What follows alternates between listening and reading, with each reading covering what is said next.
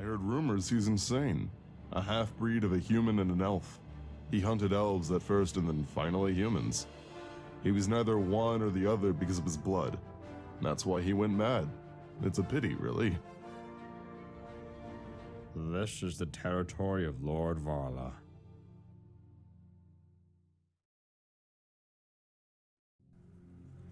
During your journeys in Coldharbour, you may come across this ginormous fort called Fort Welkynd. Well, as Pepe told you, this is the fort owned by Varla. The location of this place is right here.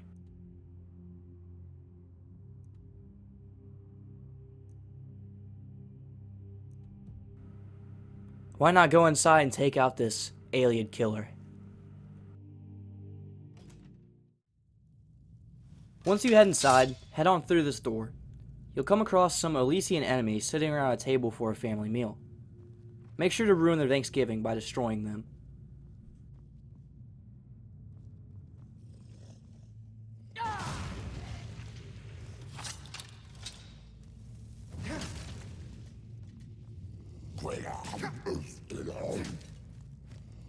Once you take them out, be sure to check the table and what they are eating.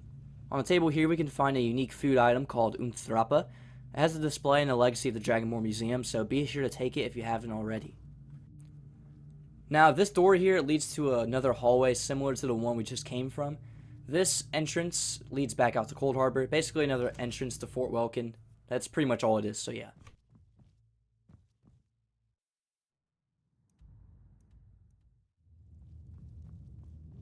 Now, here we need to go upstairs first to locate a unique forbidden spell tome to the left here, called Blazing Fireball. This is one of the lost arcanes of Julianos, and when used, it will create a fireball above your head that randomly attacks your surroundings. Once we're done up here, be sure to head back downstairs and head back to this little area. Now, this lever right here will activate this gate, so be sure to activate it to advance. There will be an Alessian waiting for you on the other side of the gates. Make sure to show him the true other side before we head into this room. This room has a good amount of loot in it. On the right, we can find a forbidden tome that allows us to summon an ancient flame lurker. Pretty cool stuff. On this table right here, we have an Alessian knight helmet and an ebony bow. And right here on this table, we have a dragon soul stone, which when used will grant the user one... Thanks for interrupting me. Anyways, the dragon soul stone, it will grant the user one dragon soul to use however they want to. Now from this room we have two ways to go. We want to make sure we go to the right, which leads downstairs. We'll come back up here and go upstairs when we're done downstairs, but we need to go down there first. But yeah, from this point on, just follow me until we get to the location we need to go to.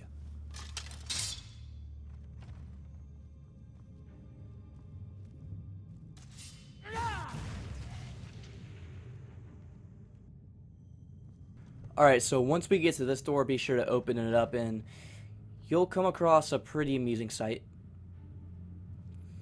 Yeah, this is Chef River Jumper. He is an enemy. He is not your friend. He is a foe. Make sure you take him out because he actually does have some pretty unique items to give you.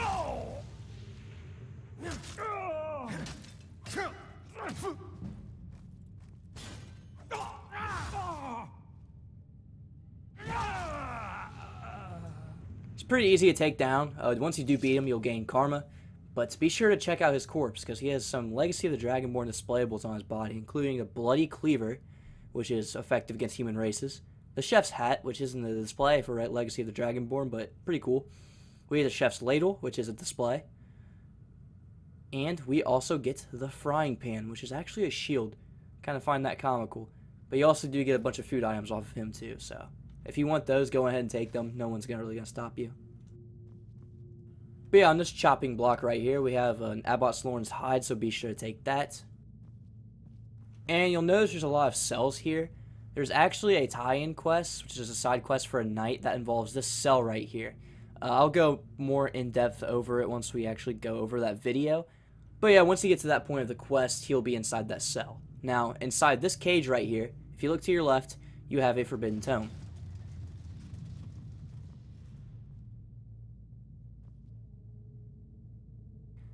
Yes, dual embers. Basically, enemies will take fire damage if they're in melee distance of you. You also have an old Histus flask here.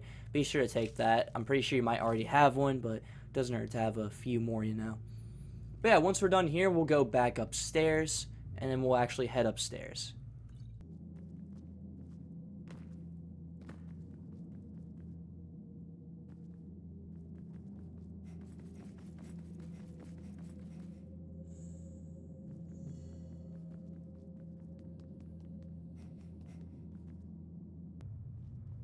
Once we get back up here, don't forget to loot this coffin like I did earlier, but go through this door. This will lead to upstairs. Now this locked gate in front of us with no lever, we will come back here later. It's basically an alternate exit for when we get to the end of the fort, but yeah.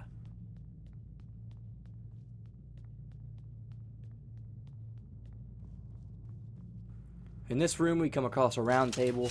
We have Aristotle, Socrates, and Plato here. Be sure to take all of them out. Yeah, I mean, to be fair, this dungeon is pretty straightforward, but it doesn't hurt to really have a walkthrough of everything here. Might as well. I mean, I'm not going to speed it up either, because there's very short sections where I actually need to speed it up, and then there's sections like this that are somewhat minorly important, you know, I got to show them. So, I don't know what I was skulking about here, but yeah, from this point on, take a left. There should be a gate here that has a lever to the left of it. Be sure to activate that lever if you actually want to advance. And we are met with another worshipper.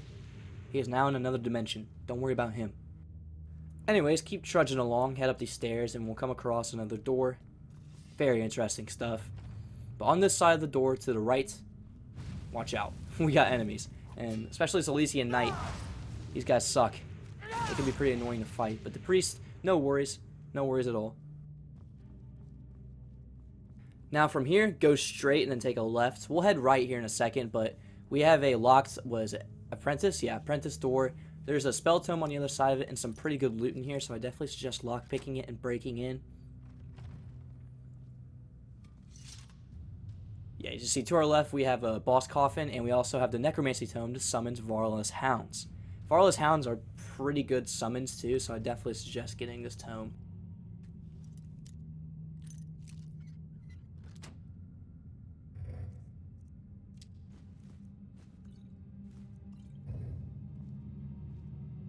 But yeah, that's pretty much it for this room. Nothing really of importance unless you want to read a book.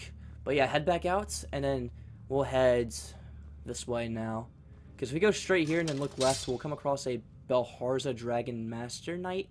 I think it's just a Dragon Knight or whatnot. I don't remember, but yeah, we gotta fight him. So let's go ahead and take him out right now.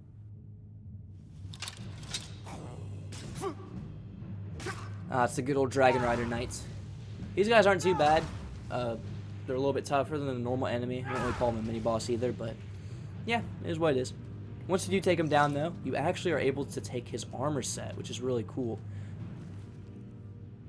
As you see here, Dragonrider Knight armor. We get the full set, and we also get his spear, which I'll showcase later on in the video because it has a weapon art of its own, and that weapon art is insanely good. So I definitely suggest taking this guy out. And we'll also get to speak to this little cocoon Draugr over here, who is actually a very important character. So yeah, once you take the knight out, activate this handle to open this gate, and speak to Belharza himself. Who's the child of a minotaur? Who's a half-bull? Who told you such nonsense? Are you saying Alessian opened her legs for a beast? What a vulgar image, don't be a moron. It was a misinput, calm down! Silence, Varla. Don't let your success at Malada go to your head. You, an alien orphan raised to knighthood by none other than I, Belharza. I want the heart of Shazar. Bring me the heart of Shazar. The heart of Shazar. I told you we needed to kill this abominable Oriel. Bring me the heart, quickly. Yeah, so he's clearly crazy. Heart of Shazar? What? Shazar is the agent of the one true god. He's the leader of the weak, spreading the might of the true god to every corner of Mundus. Varla, did you forget?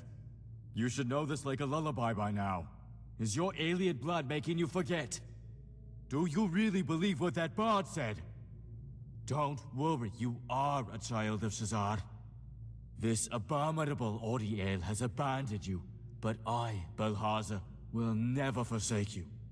So please, come to your senses. Be that bald man you used to be and get back to cutting off alien heads. single god? What are you even talking about? Hungry.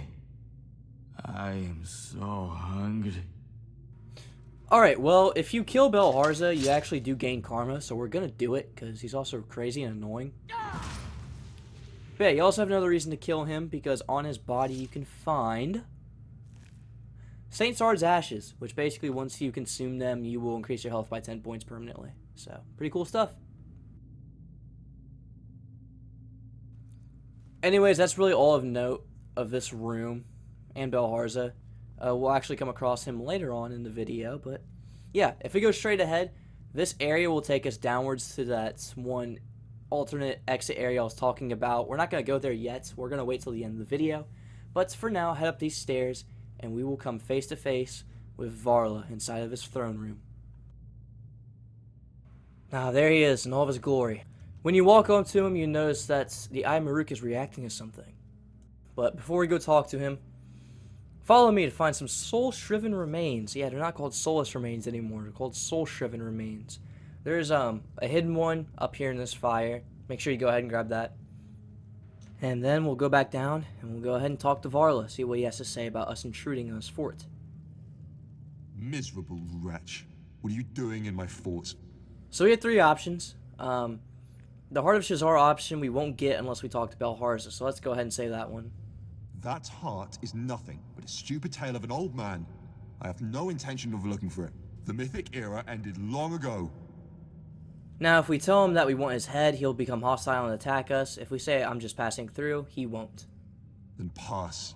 I'm sure you wouldn't enjoy becoming food for my dogs. However, we want to piss him off and kill him, so we're going to go ahead and do that. And coming here was your last stupid mistake.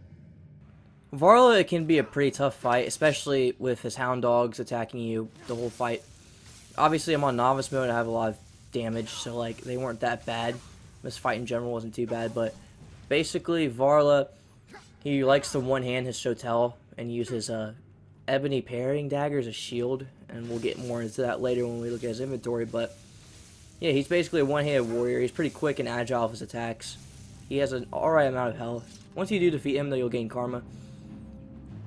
There is really nothing of importance to loot off of the dogs. I mean, there's some dog meat if you're a cook, but that's not that important. Let's go ahead and loot Varla. So the first thing we'll notice is his Alessian Ebony Parrying Dagger. It's actually a shield. You can do double stake attack damage with one-hand weapons when you have it equipped, which is pretty useful. Kind of unique, but... Next up, we have the Gloom Armor Set. Pretty cool looking armor set. Probably one of my favorites from Vigilant. We have a human heart, piece of ball. So we can conjure Varla the Manhunter ourselves. We have Saint Dulce's Nail. So when we consume it, we'll get 1 perk point. We have Varla's Shotel, which does 20 points of extra damage when the target is blocking. And then we have a White Wolf Pelt. Now, that's not going to come in handy during this side quest. However, when we go to the chapel, or the Church of Arcade, my bad, we will need this. So make sure you keep this in your inventory at all times while you're in Coldharbour. Now, Enola's Skull, once we take this and leave Varla's inventory, we will start the dream segment. Alright, so you'll start the dream facing this door right here, but make sure to turn around because there's some important things you can grab back here. You can loot these Aurorians to receive their elven weapons and Danger Hearts. However, at the end of this path, you will find a pretty unique vanilla Skyrim artifact. So, wedged in the dirt, just like King Arthur's sword, we have Dawnbreaker here. We also have Gloriel the Valkyrie, who we met in the Dried Well video. She's actually the Aurorian inside of there. So, kind of a unique tie-in right there. I like it. Once we're done there, we're going to head back to this door right here. We will come across a camping ground with a giant knight. I don't even know how to describe it. It's basically just a camping ground. Up on this place up here, we have Sheogorath himself watching down on us as we make this decision here. It's pretty important. So, once you get here, you can talk to Giant Knight Ritho for some more backstory. Varla, my friend, what is the purpose of all this death? I don't understand the ideas of little people anymore. And then once he's done speaking, be sure to walk up to this emperor-looking guy, because he will initiate conversation with you. Taking Macmontaine was good work, and now we are one step closer to Malada. It was an honor, Your Majesty. Don't be so formal, Varla. We may not be related by blood, but I still think of you as my son. You can ease up. So we'll have some dialogue options here. We're going to ask him the other ones. Why are you so insistent on taking Malada? Alessian Order wants to use it as a temple. They say that if we pray there, they will find out where Shazad is. If we can't find Shazad that way, then we should also take Malada, don't you think so? It is all for the good of the Empire. Meridia's Aurorian showed up again. That goddess is a sword loser. Umaril's defeat must have frustrated her. Why else would she help the doomed Ayleid? These Ayleid. Such uproar because of one temple. If they only surrendered it, they wouldn't have to die. Fools, all of them. Perhaps we need to hasten the enforcement of the Alessian doctrines. I will talk to Borges about this. Alright, so now the important part of this dream. This dialogue option will allow us to continue on the dream. Varla, I ordered all Ayleid killed, no matter whether man, woman, or child. As a knight of the Empire, you must overcome your compassion. Why are you hesitating to kill one or two more of these filthy Ayleid? Strike her down now. So, as you guys know, the dream's in Vigilant. If you choose the wrong answer, the morally wrong answer inside of the game, that's actually what happened in the lore of whatever situation we're in. Yes, Varla. Kill the Ayleid. The only good Ayleid is a dead one. So if we say it will be done, Your Majesty, we will only have one option, and that is to attack the Ayleid girl. And we don't want to do that, because this is what happens, and it's pretty gruesome. Kill the girl. Do it for your own sake. So once you attack her, you'll lose karma, and you'll also be sent back to Varla's fortress. For your own sake. However, if we don't say it will be done, Your Majesty, throughout this whole conversation, this will happen. The blood of the Ayleids flows in my veins, too. Wait, you know about this? I should have known. Have you been listening to that strange bard? However, the Ayleid abandoned you. They threw you into the Lake Romer as a newborn. If the Imga Prophet hadn't found you, you would have been food for the fish. And you would still choose the blood of the Ayleid over us. No, I'd rather not choose any blood at all. Varla, I think of you as a son.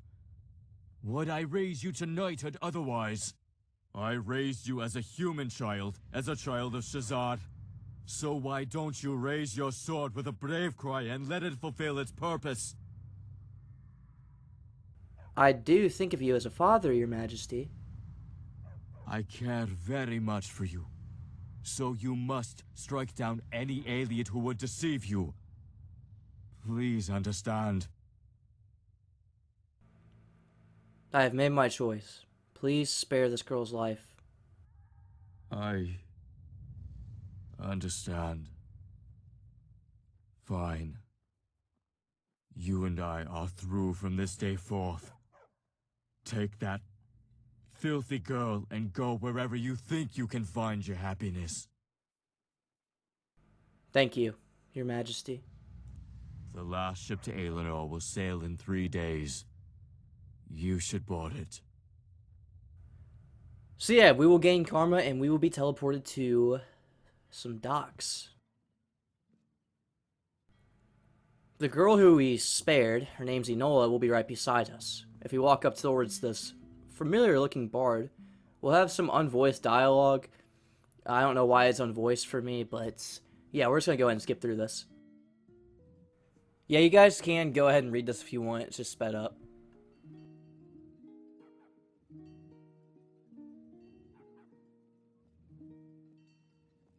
Sometimes randomly, Enola will jump scare you and ask you, where are we going? Just make sure you tell her you're going to Alinor, the land of the elves. Is it nice there?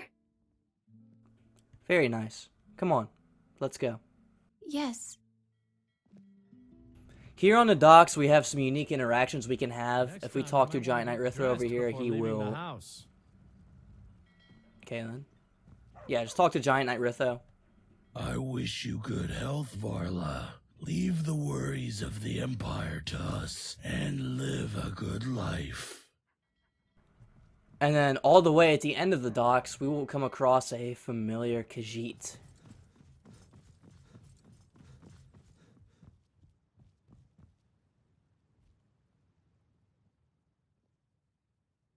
No, not a single one.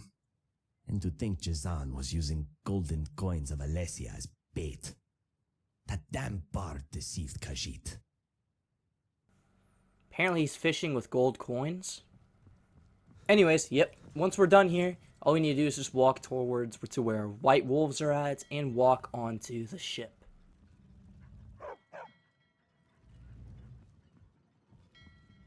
We'll see a familiar friend on this ship, but before we can even get closer to him, we will fade away back to Varla's throne room. So yeah, I mean, that's all that Fort Welkynd has really to offer. So we're gonna go and take the escape route here. Just follow me. I mentioned this door elevator sort of thing earlier that says downwards. We need to go through here. Once we get down here, straight ahead of us, we have a boss coffin. Be sure to loot that.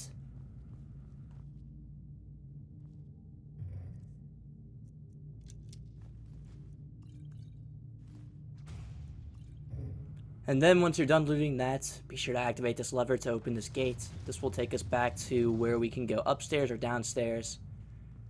Head back right, and we're back at the entryway of Fort Welkynd. Yes, this is pretty much the end of this walkthrough. For the rest of the video, I will have item showcases that we received from Fort Welkynd, so yeah. Now, I almost forgot, if you have defeated Varla and went through all of Fort Welkynd, and you decide to go to this bridge right here, you will find Giant Knight Ritho. You're able to talk to him about Varla. What is it, little friend? Do you know anything about Varla? I know him well.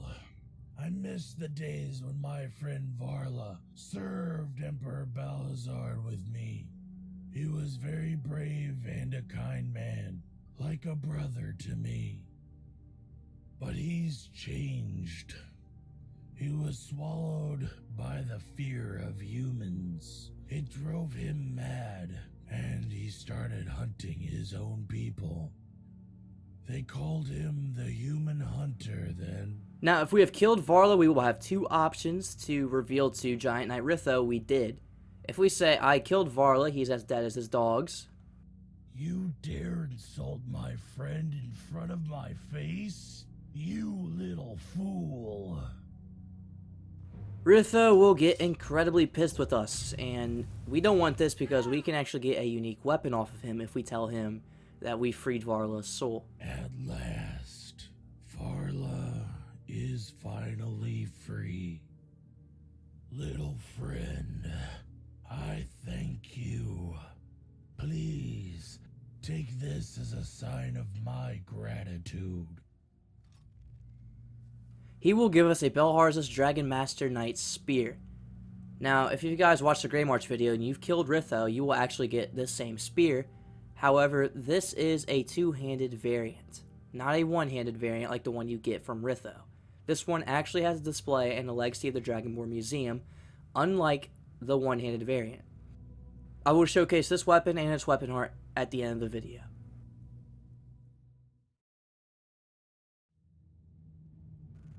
The Chef's Hat has an enchantment that states, beneficial potions you make are 50% stronger. For the Chef's Hat, there is not a Dragonborn Museum display for this item.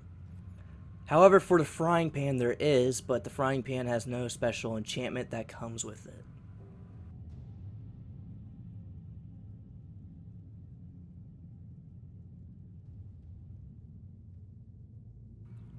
So, for the Bloody Cleaver, it has an enchantment that allows you to do more damage against human races.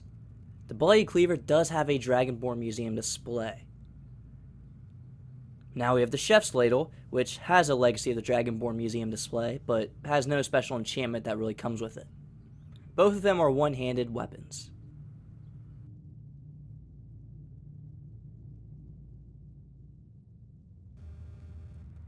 This right here is the Belharza's Dragonrider Knight Armor Set.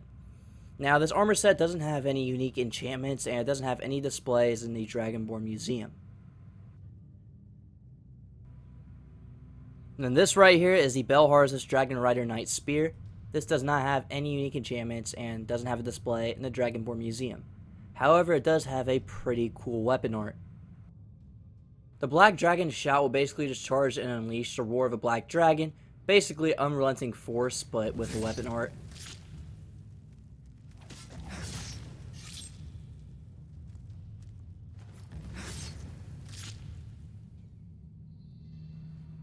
This right here is the Gloom Armor Set. Now, it doesn't have any special enchantments on any of the pieces, nor can they be displayed as displays in the Dragonborn Museum. This is the armor set you get from Varla after you defeat him.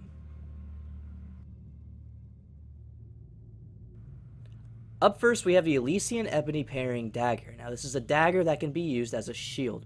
It's a pretty interesting artifact. It comes with its own enchantment that states you'll do double sneak attack damage with one-handed weapons with this equipped.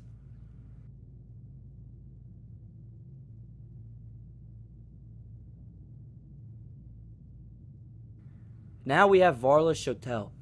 This Ebony Shotel from Varla has an enchantment that allows you to do 20 points of extra damage when the target is blocking.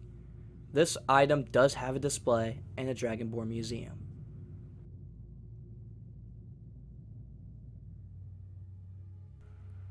The Belharza's Dragonmaster Knight Spear is the two-handed variant, not to be confused with the one-handed variant. It has no unique enchantments, however it does have a Legacy of the Dragonborn display. It also has a weapon art similar to the other spear we obtained in this video. Alright, now we're going to be moving on to the spells we obtained throughout this video. First, we have the Forbidden Tome Blazing Fireball. Basically, it creates a fireball above your caster and it will attack any enemy in the vicinity.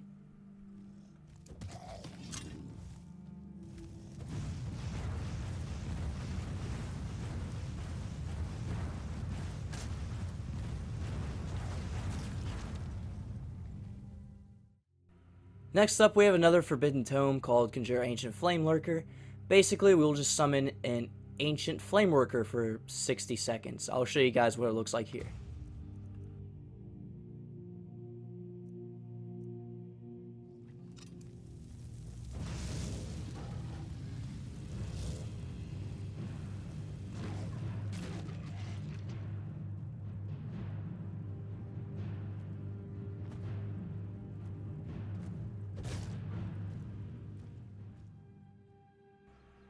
Next up, we have the Forbidden Tome called Dual Embers. Basically, if you activate this, any enemy in your melee range, according to the data here, will take 8 points of fire damage per second.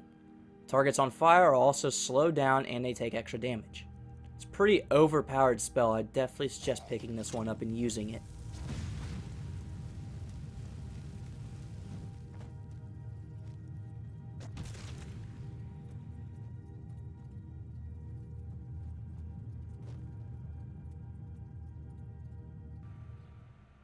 Next up, we have a Necromancy Tome named Varla's Hound. Basically, when you consume this book, you will be able to summon Varla's Hound using a conjuration spell for 60 seconds wherever you point.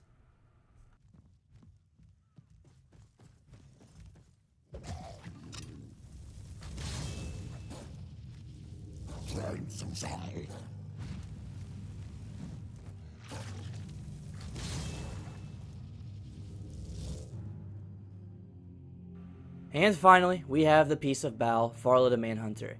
You will find these pieces of Bal all across Coldharbour, depending on the mini-bosses or bosses you fight. Most of them have one on them when you kill them, but when you consume this stone, you get a conjuration spell that allows you to summon Varla yourself.